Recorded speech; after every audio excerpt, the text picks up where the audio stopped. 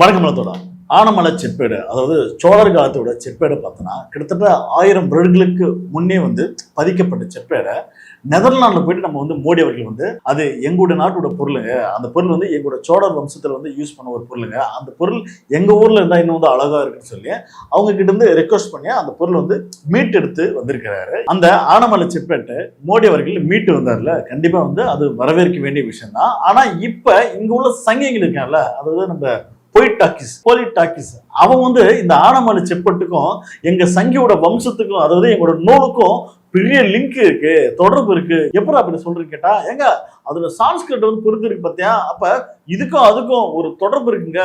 சாணக்கியோட வரலாறும் சோழ வரலாறும் அப்படி இப்படி நாங்க ஒட்டிட்டு இருந்தோங்க அப்படின்னு உருட்டுருக்கான். அவன் எந்த மாதிரி உருட்டுருக்கான்றது இந்த வீடியோல பார்க்கலாம். வாங்க வீடியோக்குள்ள போவோம். 100 ஆண்டுகளுக்கு முன்பு நாம் கைவிட்டு போன வரலாற்று பெட்டகம் ஒன்று இப்பொழுது மீண்டும் நாம் கைவிட்டு வந்து கொண்டிருக்கிறது. இந்த மகிழ்ச்சியான செய்தி தமிழக வரலாற்றை நேசிப்பவர்களுக்கு லைடன் காப்பர் பிளேட்ஸ் திரும்ப வரது தமிழ் வரலாற்றை நேசிக்கிறவங்களுக்கு ஒரு மகிழ்ச்சியான செய்தியாமா. எங்களுக்கு அது ஹாப்பியான நியூஸ் தான். நீங்க சந்தோஷமா இருக்கீங்க? நீங்க ஏன் சந்தோஷமா இருக்கீங்க? இந்த கேள்வி கேட்கிற போலிடாக்ஸ் நீங்க யாருங்க? பெல்ட் போட்ட அவா சங்கியா நீ? அப்ப நீ தமிழன், நாங்க ஒத்துக்கிறேன். சரி, ஓகே, தமிழன் தான். அப்ப உன்னோட தாய்மொழி என்னப்பா? தமிழா? சான்ஸ்கிரிட்டா? சான்ஸ்கிரிட் தான் தாய்மொழியா? அப்ப தமிழ் தாய்மொழி இல்ல. தமிழ்நாட்டில் வாழ்வேன், தமிழ் மக்களுடைய உழைப்புல வர சாப்பாடை சாப்பிடுவேன், ஆனா தாய்மொழி மட்டும் சான்ஸ்கிரிட், தமிழ் கிடையாது. தமிழ் வரலாற்றை நீங்க எந்த அளவுக்கு நேசிக்கிறீங்கன்னா நாங்க போன வருஷம் பார்த்தோமே. உங்களுக்கு தெரியுமா, இந்த செங்கோலை கையிலே வைத்திருந்த ஒவ்வொரு மன்னனும் தனது அந்தப்புறத்தில் எத்தனை 100 பெண்களை அடிமையாக வைத்திருந்தார் என்று வேதனையாக இருக்கிறது. புதுசா கட்டின பார்லிமெண்ட்ல தமிழர்களுடைய செங்கோலை வச்ச போது இந்த செங்கோலை வச்சிருந்த எங்க மன்னர்கள்லாம் அந்தப்புறத்துல எத்தனை பொண்ணுங்க வச்சிருந்தாங்க தெரியுமா அப்படின்னு எவ்வளவு பெருமையா பேசுனீங்க. மறப்பமா நாங்க டேய், அது உண்மைதான்டா. அதுல பொய்யான ஒரு விஷயம் கிடையாது. அதாவது என் தாத்தா முப்பாட்டா அன்னைக்கு தப்பா இருந்தானா அது தப்புதான். அதனால என் தாத்தா தப்பான ஒரு விஷயம் பண்ணியிருந்தா கூட அவன் என் தாத்தம்பா, அவன் ரொம்ப நல்லம்பா அப்படின்னு போற்றி புகழ முடியாதா? தற்கொலை. அது மன்னராட்சின்றது இன்றைய காலத்துல நடைமுறையில நீ மன்னராட்சி ஏத்துப்பியா? மன்னராட்சி எவ்வளவு கொடுமையான ஆட்சின்றது உங்களுக்கு தெரியுமா தெரியாது. அதாவது மன்னர் காலத்துல சேர சோழ பாண்டியன் இவனெல்லாம் யாரு? பங்காளி தான். இவனுக்குள்ளே இவனு அடிச்சுன்னு மாஞ்சுக்கிட்டானு இவனுவ இங்க இருந்து போயிட்டு அந்த நாட்டை போயிட்டு கைப்பற்றி அங்குள்ள பெண்களை பாலியலா சுரண்டே வரலாறு இருக்கா இல்லையா? இதெல்லாம் உங்களுக்கு தெரியுமா தெரியாது. அது உண்மைதான்டா. அப்ப மன்னராட்சி அவ்வளவு கொடுமையா இருந்தது. அதாவது மன்னராட்சியோட சண்டை பண்டையெல்லாம் பார்த்தோன்னா இறுதியா அது எங்க முடியும்னா பெண்கள் மீது அடக்குமுறை வன்புணர்வு எல்லாம் போயிட்டு அது முடியுன்றது இது வரலாறு. அது மட்டும் இல்லாம மன்னராட்சியில பார்த்தோன்னா அந்த புறம் ஒண்ணு இருந்தது. அது அந்த புறத்துல பார்த்தோன்னா மன்னர்களுக்காகவே பார்த்தோன்னா நிறைய பெண்கள் பார்த்தோன்னா அந்த தானமா தத்தெடுக்கப்பட்டது. அந்த பெண்கள் காலங்காலமா பார்த்தோன்னா அந்த தொழில் தான் செய்யணும். அது மட்டுமே இல்லாம இன்னொரு நாட்டுக்கு இங்க படையெடுத்து அங்க வென்று விட்டோம்னா அந்த பெண்கள் அப்படியே அங்கிருந்து வாங்கிட்டு போயிடுங்க. அப்ப மன்னராட்சி இறுதியா யார் அதிகமா பாதிக்கப்பட்டான்னு பார்த்தா பெண்கள் தான் அதிகப்படியான பாதிக்கப்பட்டார்கள். மன்னராட்சின்றது அது ஒரு ஒழுக்கம் இல்லாத ஒரு ஆட்சி தாண்டா. அதை பெருமையா பேசிக்கலாம். என்னோட தாத்தா முப்பாட்டன் அவன் அப்படி இருந்தான், பல நாட்டை கட்டி கையாண்டான்றது அது இன்றைய காலம் மாரி அது ஒரு ஜனநாயக ஆட்சியெல்லாம் கிடையாது. அது ஒரு மன்னராட்சி. மன்னராட்சினா அவனுக்கு என்ன மூலையில அவனுக்கு என்ன தோணுதோ அதை தான் செயல்படுத்தும். ஆனா இன்னைக்கு அப்படி கிடையாது. இல்ல, சட்டம் இருக்கு, லா இருக்கு, அந்த கான்ஸ்டியூஷனை இன்னைக்கு ஃபாலோ பண்றா. அதன் பிறகுதான் இன்னைக்கு மக்கள் எல்லாரும் சமமா வாழ்றான். ஆனா அன்னைக்கு அப்படி இல்ல. சாதி ரீதியாக மக்கள் பிளவுபடுத்தி மக்கள் அடிமை தானே வாழ்றாங்க. மனு என்ற சங்கியோட கோட்பாடை கேட்டுதானே மன்னர்கள் செயல்பட்டாங்க. அதுதானே வரலாறு. அப்ப மன்னராட்சியில் பார்த்தோம்னா மக்களுக்கு பார்த்தோம்னா பெரிதும் இழப்பும் வழிகள் தான். அந்த வழிகள் நிறைந்த அந்த மன்னராட்சி எதுக்கு பேக் டு கொண்டு வரணும்? இது ஜனநாயக நாடு தானே, இது மக்களாட்சி தானே, அதை தானே பேசினாரு. உனக்கு ஏன்டா அது எரியுது? ஏன்னா இன்னைக்கு அம்பேத்கர் சட்டம் வந்துச்சுல்ல, மனு சான்ஸ்கிரிட்லாம் யாரும் ஃபாலோ பண்ண மாட்டாங்க. அதனால இந்த அம்பேத்கர் சட்டத்தை காலி பண்ணிட்டா நம்ம ஈஸியா உள்ள வந்துடலாம் அப்படின்னு சங்கியா துடிக்கிறியா? தமிழ் மன்னர்களை தப்பா பேசுறது கூட சரி, சாப்பாட்டுல சால்ட் கம்மியா இருக்கு இன்னும் விட்டுடலாம்.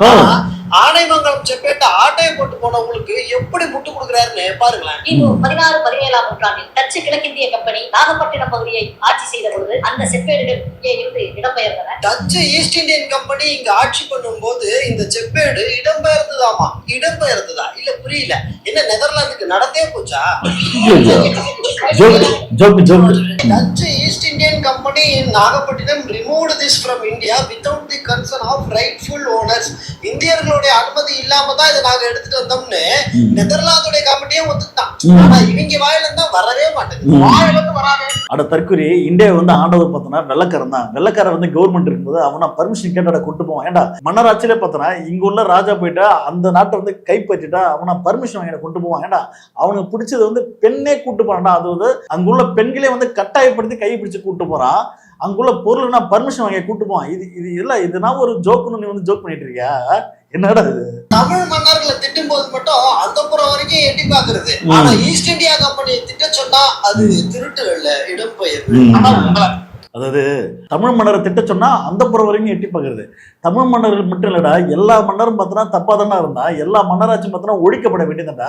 வெள்ளக்கார வந்ததானே நிறைய விஷயங்கள் வந்து மாறுது. ஏன்டா வெள்ளக்கார வந்ததான் கல்வியை கொடுத்தா, வெள்ளக்கார வந்ததான் சமத்துவ பத்தி நிறைய விஷயங்கள் பேசியிருக்கான், வெள்ளக்கார வந்தா நிறைய மாற்றங்கள். ஏன்டா இன்னைக்கு வந்து ட்ரெயின் ஏரோப்ளேன் இன்னைக்கு வந்து புது புது கண்டுபிடிப்புல பார்த்தோன்னா வெள்ளக்காரன் தான்டா. நீ வந்து வெள்ளக்காரனே வந்து வேணான்னா வெள்ளக்காரன் கண்டுபிடிச்சு எதுக்கடா யூஸ் பண்ற வெண்ண? நீ வந்து இவ்வளவு நாளா வந்து ஃபிளைட் யூஸ் பண்ணதே கிடையாதா? ட்ரெயின்ல போனதே கிடையாதா? கார்ல போனதே கிடையாதா? எதுக்கு நீ யூஸ் பண்ற? அமரமா தெரிய வேண்டியதானே? இல்ல வெள்ளக்கார மீது என்ன உனக்கு வந்து அவ்வளவு காண்டுன்னு தெரியல. இல்ல வெள்ளக்காரனால நம்மளுக்கு எந்த ஒரு பிரச்சனையும் இல்லை. இவங்களுக்கு என்ன பிரச்சனை? வெள்ளக்கார வந்ததால இங்க வந்து சங்கியோட வரலாறுலாம் பார்த்தா நிறைய விஷயங்கள் தூக்கி எறியப்பட்டது. அதனால இவங்களுக்கு வந்து காண்டு என்னன்னா, ராஜராஜ சோழனே பார்த்தோன்னா ஒரு சங்கிதான் அப்படின்னு இவங்க வந்து முத்திர குத்த பாக்குறாங்க. அதெல்லாம் குத்த முடியாத ராசா, ராஜராஜ சோழன் வந்து தமிழடா அப்படின்னு அவன் வந்து பல வந்து புக்கை வந்து எழுதி வச்சிட்டான். அதனால இவங்களுக்கு வந்து அதை ஏத்துக்க முடியல. சரி, அடுத்த இதே சொன்னாங்க பாப்போம். இது கூட பரவாயில்ல, அடுத்த ஸ்டேட்மெண்ட்ட கேளுங்களேன். ஆணைமலை செப்பேடு அவற்றை கிறிஸ்துவ மறைப்பணியாளர்கள் பாதுகாத்து, கிறிஸ்துவ மறைப்பணியாளர்கள் பாதுகாத்து. இந்த ஆனைமங்கலம் செப்பேட்டை கிறிஸ்தவ மறைப்பணியாளர்கள் பாதுகாத்தாங்களாமா. ஓரளவுக்கு மேல்தான் நாம் பொறுமையை கையாள முடியும். கிறிஸ்தவ மறைப்பணியாளர்கள் பாதுகாத்தாங்க. நேட்டிவ் பாப்புலேஷன் அப்செக்டட், தமிழர்களுடைய எதிர்ப்பையும் மீறி ஃபாலோயிங் தி ஜெஸ்யூட் பெட்டிஷன், இயேசு சபையின் கோரிக்கையை ஏற்று governor of council was pleased to remove the old tower, அந்த பழமையான கோபுர கட்டிடத்தை இடித்து தரைமட்டமாக்கும்படி ஆளுநர் ஆணையிட்டார். ராஜராஜ சோழன் கட்டி கொடுத்த சூளாமணி விகாரத்தை இடிச்சதே இயேசு சபையின் கோரிக்கையை ஏற்று பிரிட்டிஷ் ஆளுநர் தான் இடிக்க உத்தரவிட்டார் அப்படின்னு போட்டிருக்கு. சரி, இதுல தான் பெருசா கண்டுபிடிச்சிட்டேன். ஏடா அதை வந்து அவங்க கவர்மெண்ட்ரா அவங்க வந்து நினைச்சனா இடிப்போம் தான். ஆனா அதையும் தாண்டி இன்னைக்கு வந்து இந்தியாவில கோவிலே இல்லையா? அந்த கோவில நான் விலகன ஃபுல்லா இடிச்சா போயிட்டான். அவனுக்கு தேவையான விஷயங்கள் அந்த இடம் வந்து ஏதோ ஒரு விஷயம் பண்ண போறான்னா அதை அவன் பண்ணிதான் ஆகும். ஏன்னா அது வந்து அவன் கவர்மெண்ட்ரா தற்கொலை. இது வந்து தெரியாது. ஏன்னா ஒருத்தன் கவர்மெண்ட் வந்து ஆட்சி நடத்துறானா அவனுக்கு நம்ம வந்து அடிமை தானே இருந்தோம். இது ஒரு பெரிய வரலாறு தான்டா. இது கூட தெரியாம அதனால வந்து அவன் வந்து அப்படி பண்ணிட்டான் இப்படி பண்ணிட்டான்னு சொல்லி இங்க உள்ள சிறுபான்மையான கிறிஸ்துவர் மீது ஏன்டா வன்மத்தை கூட்டிட்டு இருக்க?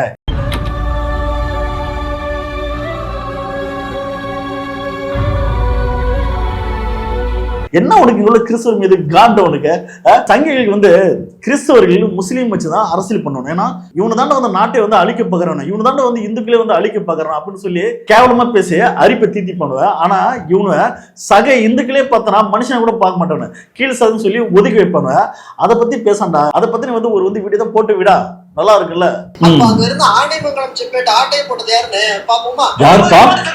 இப்ப ஸ்கிரீன்ல தெரியக்கூடிய இந்த ரிசர்ச் பேப்பர் டச் லாங்குவேஜ்ல இருக்கு. 100 வருஷத்துக்கு முன்னாடி வெளியிடப்பட்ட ரிசர்ச் பேப்பர். இதுல என்ன போட்டிருக்குன்னா, ஃப்ளோரண்டஸ் கேப்பர் அப்படிங்கிற கிறிஸ்தவ பாதிரியார் ராஜராஜ சோழனுடைய ஒரு முக்கியமான ஹிஸ்டாரிக்கல் டாக்குமெண்ட்டை இந்தியால இருந்து எடுத்துட்டு வந்தார் அப்படின்னு போட்டிருக்கு. அதோட மென்ஷன் பண்ணிட்டே கிறிஸ்தவர் பாதியார், கிறிஸ்தவர் பாதிரியார்.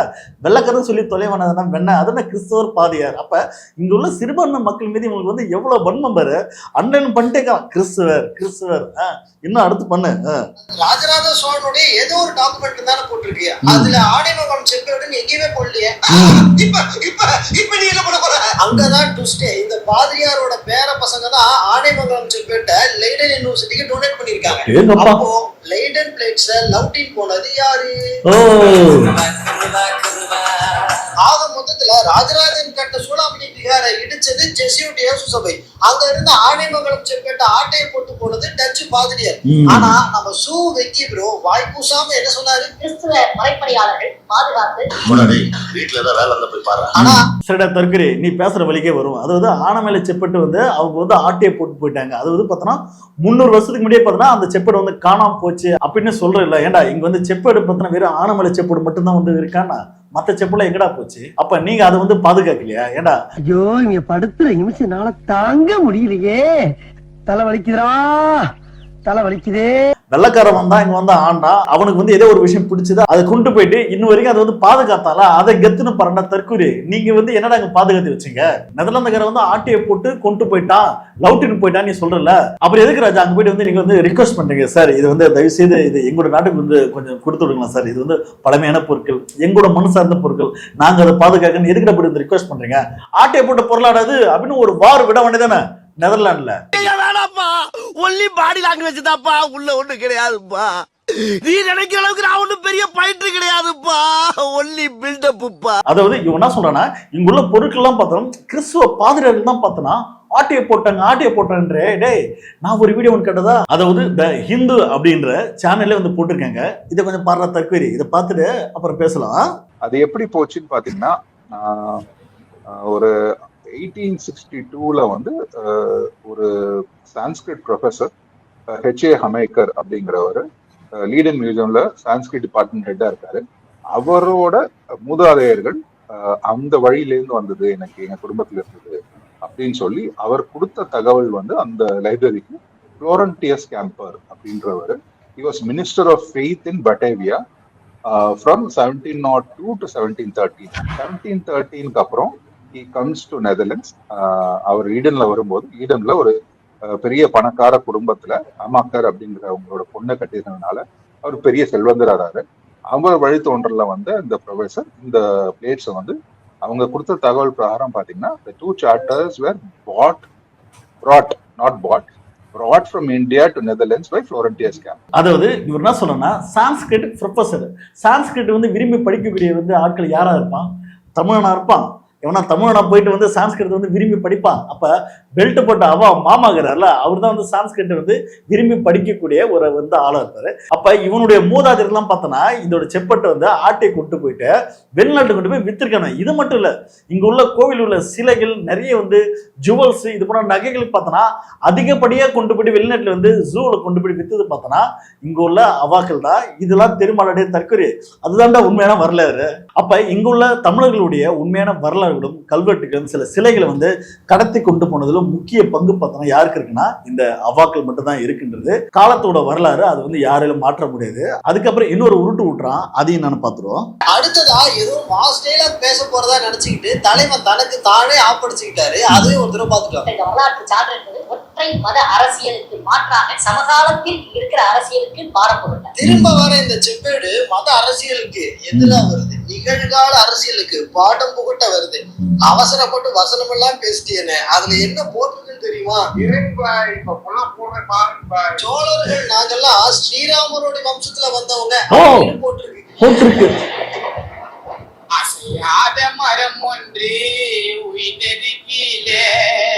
சூரியனிடமிருந்து மனு பிறந்தான், அவன் மகன் இக்ஷவாகு பிறந்தான். இந்த வம்சத்துல வந்தவர் தான் சூரிய குலத்தின் சூடாமணி போன்ற ராஜராஜன் அப்படின்னு குறிப்பிட்டிருக்காங்க. இது மட்டும் இல்ல, சோழ நாட்டுடைய தலைமை தளபதியுடைய பேரையும் குறிப்பிட்டிருக்காங்க. அது என்ன பேரு தெரியுமா? கிருஷ்ணன் ராமனான மும்முடிச்சோழ பிரம்மராயர். வெறும் ராமர்னு வச்சாலே வைத்திருச்சிருப்பாங்க, இதுல கிருஷ்ணன் ராமர்னு சேர்த்து வச்சா தற்கொலை பண்ணிப்பாங்களே. கீழடியில எந்த ஒரு மத வழிபாடும் இல்லைன்றதால இந்த சங்கிகள் பார்த்தோன்னா ஒரே எரிச்சல். என்னடா கீழடியில வந்து நம்மளோட வரலாறு அங்க சொருவும் இல்லையே, எங்கன்னா அங்க இருந்து சொருவுக்கான இடம் இருக்கானு வந்து பார்த்தா இன்னும் வரைக்கும் அவன் வந்து சொருவு பாக்குறானோ, ஆனா அங்க வந்து எங்கேயுமே சொருவ முடியல. ஏன்னா கீழடியில வந்து பார்த்தோன்னா மதமற்ற சாதியற்ற தமிழர்களா வந்து மனுஷனை நேசிக்கக்கூடிய மக்களா தான் வந்து வாழ்ந்திருக்காங்க. அப்படியேப்பட்ட வரலாறு தான் அங்க வந்து இருக்கு. ஆனா இவனா கொண்டு வரான், ராஜராஜ சோழனே வந்து ராமரை வழிபட்டாரு, ராமர் வந்து ஒரு ரோல் மாடல் எடுத்துக்கிறாரு, ராமரோட வம்சவழி அப்படின்றா. டேய், ராஜராஜ சோழனுக்கு ராமருக்கு என்னடா லாஜிக்கேண்டா? ராமர் எங்கடா பிறந்தாரு? ராமர் தமிழ்நாட்டோட பிறந்தாரு. ஏடா ராமர் வந்து எங்கேயே பிறந்தாரு, எங்க அயோத்தியில பிறந்தாரு சொல்றீங்க. அயோத்தியில இருந்து இங்க வந்து பொலைக்கு வந்தவனா நீங்க ஏடா? பொலைக்கு வந்து இங்க வந்து ராஜராஜ சோழனோட வம்சவழியை பார்த்தோன்னா ராமர் தான் சொல்லி உங்களோட புராண கதைகள்லாம் இங்க வந்து சுருகிறீங்களா? டேய் ஏடா கொஞ்சம் மனச்சாட்சி இல்லையடா? ஒரு காலத்துல வெள்ளக்காரன் வரத்துக்கு முன்னாடி பார்த்தோன்னா இங்க வந்து ஹிந்துன்ற ஒரு வந்து வார்த்தை கிடையாது. வெள்ளக்காரன் வந்ததுக்கு அப்புறம் தான் பார்த்தோம்னா ஹிந்துன்னு கொண்டு வந்தா. அதுக்கு முன்னாடி வந்து மக்கள் எப்படி வாழ்ந்தாங்கன்னா வைணவர்கள் சைனவர்கள் சொல்லுங்க. வைணவர்கள் யாருன்னா இந்த அவா பெல்ட் பட்டது, சைனவர்கள் யாருன்னா தமிழர்கள். இவங்க வந்து எந்த மதத்தை கும்பிட்டாங்கன்னா சிவனை வந்து வழிபட்டாங்க. அதுக்கப்புறம் பார்த்தோம்னா முப்பாட்டான முருகனை வந்து வழிபட்டாங்க. இவங்க என்ன பண்ணிட்டாங்க, நாளடைவுல பெருமாளும் சிவனும் ஒண்ணுதான், இவங்க 2 பேரும் தான் மாத்திரம் உலகத்தை வந்து உருவாக்குனாங்க, உயிர்களே வந்து உருவாக்குனாங்க அப்படின்னு சொல்லி அங்க ஒரு வரலாறு திணிச்சு விட்டானா. அதுக்கப்புறம் பார்த்தோம்னா முருகனும் பிள்ளையாரும் ஒண்ணுதான் அப்படின்னு சொல்லி இவனு ஒரு வரலாறு திணிச்சு விட்டானா. அதாவது சிம்பிளா ஒண்ணு கேக்குறேன், நீங்களாம் தமிழன்னு சொல்லிக்கிறீங்களே, என்னைக்குன்னா வந்து காவடி தூக்கிறீங்களா, என்னைக்குன்னா வந்து வேல் குத்திருக்கீங்களா, என்னைக்குன்னா நெருப்புல இறங்கி தீ மிதிச்சிருக்கீங்களா, அப்புறம் எப்படி நீங்களும் தமிழ்னு சொல்லி வந்து ஒன்னா சுருக்கிக்கிறீங்க? ஏடா பழைக்க வந்ததானா நீங்களா? அப்ப பழைக்க வந்து சொல்லுங்கடா. இல்ல நாங்களும் தமிழ் தான், எங்களோட வரலாறு வந்து திணிச்சு இருக்கு, எங்களோட வரலாறு வந்து உள்ள சொருகி இருக்கு. என்னடா இது, எங்க கண்டுபிடிச்சிங்க இந்த மாதிரி உருட்டுகளா? அடுத்து நான் சொல்றேன் பாப்போம். காணாம போன பொக்கிஷத்தை 300 வருஷம் கழிச்சு காப்பாத்திருக்காங்களேன்னு சந்தோஷப்பட வேண்டிய நேரத்துல இவ்வளவு நேக்கா வன்மத்தை கக்குறாருன்னு பாருங்களேன். முக்கியமான ஒரு செப்பேடு அன்பில் செப்பேடு. அதே சோழர் செப்பேடு இப்பொழுது காணவில்லை. இந்திய அரசு அன்பில் செப்பேட்டை மீட்க வேண்டும், கண்டறிய வேண்டும். இந்த அன்பில் செப்பேடுகள் கூட தான் காணாம போயிருக்கு, அதை மீட்டு கொண்டு வாங்க. அது காணாம போய் 65 வருஷம் ஆகுது. இப்ப மீட்டு கொண்டு வந்ததுக்காக நன்றின்னு ஒரு வார்த்தை கூட சொல்லல. அதை கண்டுபிடிச்சிட்டியா இதை கண்டுபிடிச்சிட்டியான்னு குறை சொல்லிட்டு உட்காந்துட்டு இருக்காரு. எத்தனை பேருக்கு மக்கள் இருக்கீங்க? அதுவும் சைடு கேப்ல ஃபேக் நியூஸ் எல்லாம் வேற அடிச்சுக்கிறாரு. இந்திய தொல்லியல் துறையிடம் இருந்த அதே சோழர் செப்பேடு இப்பொழுது காணவில்லை. இந்திய தொல்லியல் துறையோட கண்ட்ரோல்ல இருந்த அந்த அன்பில் செப்பேடுகள் இப்ப காணாம போச்சாமா. தற்கூரி அது காணாம போனது சத்தியவாகீஸ்வரர் கோயில்ல. அந்த கோயில்ல அறநிலைத்துறை கண்ட்ரோல்ல இருக்குது. அங்க சுத்தி இங்க சுத்தி பழியை கொண்டு போயிட்டு அறநிலைத்துறை மேல போட்டுக்கா. அறநிலைத்துறைன்றது இங்க வந்து ஏன் கொண்டு வந்தாங்க? மாமாக்கெல்லாம் வந்து கோயில் இருக்கிற நகையெல்லாம் ஆட்டையை போடுறாங்க, சிலைகள்லாம் வந்து ஆட்டையை போடுறாங்கதான் அறநிலைத்துறைன்னு ஒண்ணு வந்து கொண்டு வந்தாங்க. இப்ப பழியை கொண்டு போயிட்டு அவங்க மேல போட்டீங்களா? ஏன்டா 65 வருஷத்துக்கு முன்னாடி தான் அது வந்து காணாம போச்சா? இதுக்கான ஆதாரம் இருக்கா? இதெல்லாம் வாயில அடிச்சு விட வேண்டியதான். 65 வருஷத்துக்கு முன்னாடி தான் அது வந்து காணாம போச்சு. ஏன்டா தமிழ்நாட்டு கவர்மெண்ட் அறநிலைத்துறைன்னு ஒண்ணு வந்து உருவாக்கிட்டா இந்தியாவோட தொழில் துறை வந்து அங்க போயிட்டு எந்த ஒரு ஆய்வும் பண்ண முடியாதா? ஏன்னா அவ்வளவு பவர் அவ்வளவு கண்ட்ரோல் இது வந்து இருக்கேன்டா. இந்தியாவோட தொழில் துறை வந்து அவங்க வந்து ஒரு இடத்துல வந்து ஆய்வு பண்ணு நினைச்சாங்கன்னா எங்க வேணா ஆய்வு பண்ணலாம்டா. இதுக்கு வந்து ஐயோ அவங்க வந்து முடக்கி வச்சிருக்காங்க, அதனால போக முடியாது அப்படிலாம் கிடையாது. அது வந்து ஒரு வந்து ரிசர்ச் சென்டர், அவங்க வந்து எங்க நினைச்சாலும் வந்து ஆய்வு பண்ணலாம். இதை கூட தெரியாம வந்து அதான் காமராஜர் அந்த காலத்திலே சத்துணவுல இருந்து எல்லா திட்டமும் போட்டு ஸ்கூல் ஆரம்பிச்சாரு. அப்படியும் இந்த மாதிரி தற்கொலை வந்து படிக்காம ஏன் உசுரம் வாங்க அங்க சுத்தி இங்க சுத்தி கடைசியா பழியை கொண்டு போயிட்டு அறநிலைத்துறை மேல போட்டான். சரி ஓகே, ஆனமலை செப்பேட்டு மீது உனக்கு என்ன இவ்வளவு பாசம் பற்று? என்ன வந்தவொடனே வீடியோ அப்படியே விரிச்சு போட்டுக்கிற? என்னன்னா ஆனமலை செப்பேட்டுல பார்த்தோன்னா அதுல தமிழிலும் பார்த்தோன்னா சில இடத்துல பார்த்தோன்னா குறிப்பா வந்து எழுதிருக்கு. அதுக்கப்புறம் சில இடத்துல பார்த்தோன்னா சான்ஸ்கிரிட்ல வந்து மென்ஷன் பண்ணிருக்கு. நம்மளோட வரலாறு கிடைச்சிச்சுல்ல, அதாவது ராஜராஜ சோழன் கூட வந்து நாங்க வாழ்ந்த வரலாறு வந்து சான்ஸ்கிரிட் அது பக்கத்துல வந்து இருக்குது பாத்தியா, இதுதான் எங்களோட வரலாறு அப்படின்னு இவனை காமிச்சிருக்காங்க. இன்னைக்கு வந்து ஆனமலை செப்பேட்டுக்கு வந்து பிராண்ட் போடுகிறோம், நாங்க தான் கண்டுபிடிச்சேன், எங்களோட மோடி தான் கண்டுபிடிச்சாரு. டேய் ஆனமலை செப்பேட்டு வந்து மீட்டு கொண்டு வாங்க சொல்லி ஆல்ரெடி திமுக அரசு பார்த்தோன்னா நிறைய இடத்த பார்த்தோன்னா கோரிக்கையும் வச்சு வலியுறுத்தி இருக்குது. இதெல்லாம் செய்தி தெரியுமா தெரியாது? அதாவது இவனு தான் போய் களத்துல இறங்கி ஆராய்ஞ்சு அதை வந்து கொண்டு வந்தவே பேசிக்கிறாங்க.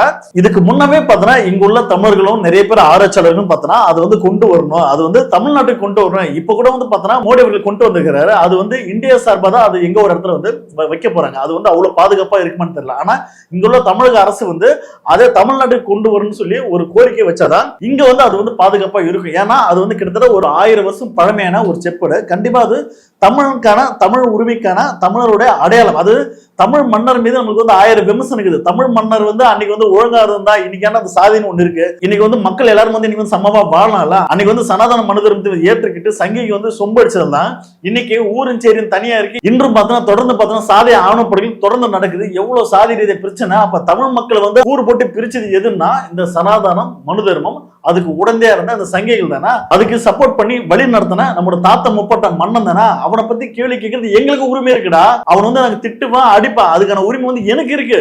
உனக்கு எங்கடா இருக்குன்னு கேக்குறேன். உனக்கு எங்க இருக்கு? உனக்கு எங்க எரியுதுன்றா? இவன் வந்து எங்கனா ஒரு இடத்துல வந்து நம்மளோட வரலாறு திணிச்சிடலாமா, கொண்டு வந்துடலாமா? இதேவே வந்து வீடியோ பொண்ணு வந்து அறுப்பி ஏத்திக்கிறாங்க. ஏத்துக்கு. ஆனா ஒருபோதும் சங்கைன்றது நாக்பூர் தான், ஒருபோதும் தமிழ்னு கிடையாது. அவ்வளவுதான். இன்னையோட உறவு அந்திருச்சுன்னு வச்சுக்க, மூஞ்சிலி முடிக்க மாட்டேன் போதும். அதுக்கப்புறம் அந்த ஆனமலை செப்பேட்ல பார்த்தோம்னா சான்ஸ்கிரிட்ல வந்து எப்படிங்க அது வந்து பொறிக்கப்பட்டிருக்கு, அதோட அந்த முத்திரைன்னு சொல்றாங்களா, அந்த முத்திரைகளும் பார்த்தோன்னா சான்ஸ்கிரிட் வந்து மொழியில தான் வந்து நிறைய இடத்துல பொறிக்கப்பட்டிருக்கு. பெரும்பான்மை இடத்துல பார்த்தோன்னா தமிழ் மொழியில தான் இருக்கு. ஆனா சான்ஸ்கிரிட் அங்க வந்து எப்படி இருந்திருக்குன்றது நம்ம பாரசீலன் ஒருத்தர் தெரியுமா, அவரு ஒரு விளக்கம் கொடுக்குறாரு. வாங்க அந்த வீடியோ பார்த்து பேசுவோம். இப்ப அந்த செப்பேடு ஏன் சிறப்பானது அப்படிங்கிறத நம்ம பார்க்கணும். 11ஆம் நூற்றாண்டை சார்ந்த செப்பேடா இருக்கு. முதல்ல செப்பேடுனா என்னன்னு நமக்கு ஒரு புரிதல் சொல்லணும். நானும் பார்க்குறேன் பல யூடியூபர்ஸ் வந்து தப்பான தகவல் கொடுத்துட்டு இருக்காங்க. ஏன் செப்பேடுனா ஆக்சுவலாக அது அஃபிஷியல் டாக்குமெண்ட்டானா கிடையாது. செப்பேடு என்னைக்குமே அஃபிஷியல் டாக்குமெண்ட் கிடையாது.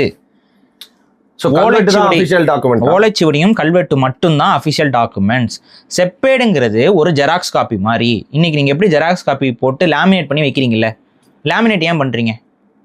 ஒரு விஷயத்த நம்ம லேமினேட் பண்ணி வைக்கும்போது அதை வந்து காலத்துக்கும் வச்சுக்கலாம், அதுல கரைப்படக்கூடாது, அழுக்குப்படக்கூடாது, காலத்துக்கும் அது நிலைச்சு நிற்கணுங்கிறதுக்காக ஒரு ஒரு வேலையை பண்றீங்களே, லேமினேட் ஒர்க் பண்றீங்களே. இப்போ இந்த லேமினேட்டட் காப்பியை வந்து நீங்க காப்பின்னு தானே சொல்லணும். அடே போயிட் டாக்கிஸ் தக்குரி பார்த்தியா, பாரிசல் என்ன சொல்றாரு, அது செப்பேடுன்றது பார்த்தோன்னா அது ஒரு அஃபிஷியல் காப்பியே கிடையாது, அது ஒரு ஜெராக்ஸ் காப்பியா.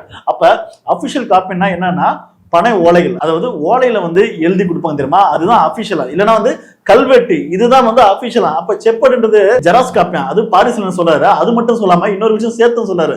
இந்த அவாக்கள் மாமாக்கள் கிடையாது தெரியுமா, இந்த சில சங்கிகள், அவங்க புராண கதைகள் வந்து இணைக்கிறதுக்காகவும் சேர்க்கறதுக்காகவும் பார்த்தோன்னா அவங்களுக்கு ஏற்றவாறு பார்த்தோன்னா சில செப்பேடுல வந்து அவங்க வந்து எழுதி வச்சுட்டாங்க. உனக்கெல்லாம் வெக்கமே இல்லையாடா?